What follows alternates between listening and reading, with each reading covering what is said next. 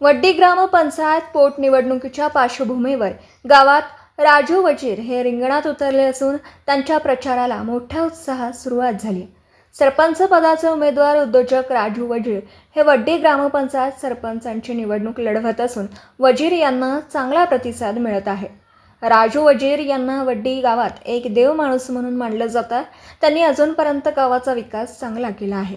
ते गावात अहोरात्र गोरगरिबांसाठी धावून जातात आणि कोरोना काळात त्यांनी लोकांसाठी राहण्याची सोय, औषधं उपलब्ध करून दिली होती. त्यांच्या या सामाजिक कार्यामुळे त्यांचे वड्डी गावात कौतुक होतं.